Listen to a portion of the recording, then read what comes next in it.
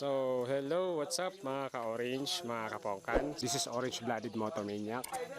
Ngayon ay titest po natin tong kanyang pipe. Alamin natin yung kanyang sound check. So, ito po ay Akrapovic pipe na original pipe. Galing po ito siyang 390 pero nilagay lang po sa 200. So, meron siyang minodify na tubo para lang magkasya. So, kung titignan natin, yan yung kanyang tubo. Bali, nakamodify to. Gawa nga ng mataba tong kanyang tubong to. So, yung stock kasi ng 200 is parang 1/2 ata. Parang 3/4 kasi itong tubo na to. Kaya hindi siya magkakasya dun sa ating tawag nito, exhaust manifold. So, meron siyang resonator. Pero sa mga mostly sa mga 200 na motor ay wala po siyang resonator pag bibili kayo ng mga original pipe niya. Maliban na lang if yung Leo Vince na pipe yung bibilhin nyo, talagang meron po siyang resonator. So, nabili po to ng tropa. Second hand na po kasi ito nabili, pero original price nito ay nasa 45,000 pesos.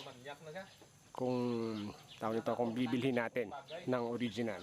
So, nabili ng tropa, second hand na, so nasa 20,000 yung bili niya, galing sa 390. So, naka-carbon fiber siya, and then titanium ata itong tawag nito, itong canister na to, and then may kasama na siyang, alam ko, RNG na tawag nito, na crash protector. And then siya ay mayroong silencer, pero ngayon siya ay naka-open pipe. So, check natin yung kanyang sound check kung ano ba yung tunog nito, kung original na pipe. So, testing natin.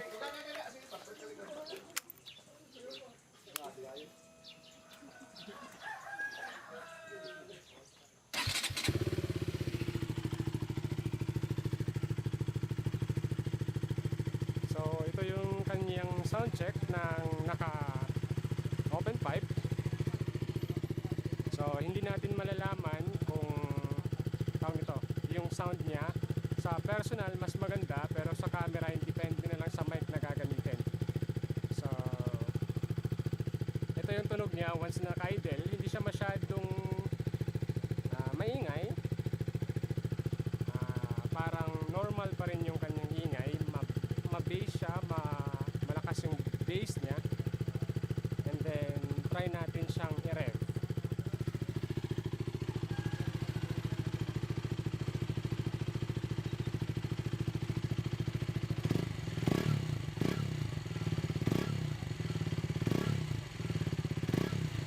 Hindi siya masyadong maingay o yung kanyang tawag nito, yung kanyang tunog kumbaga.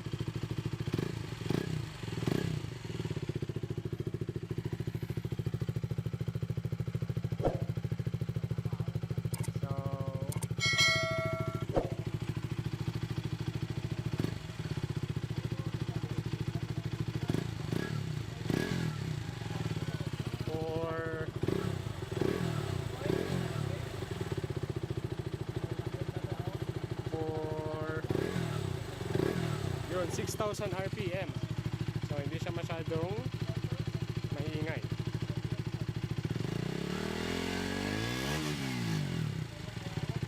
Yun.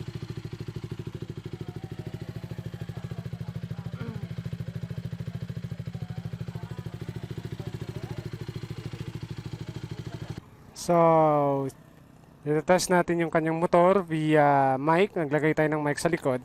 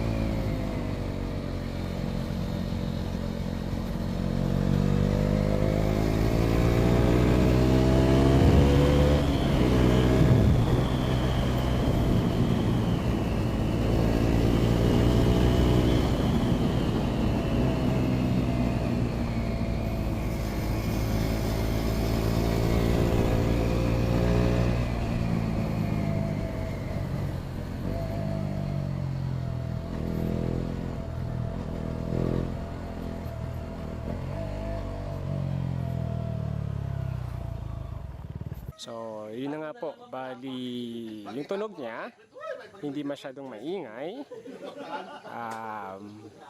Bali, maganda yung tunog. Gawa nga ng ma-bass siya or malakas yung bass niya.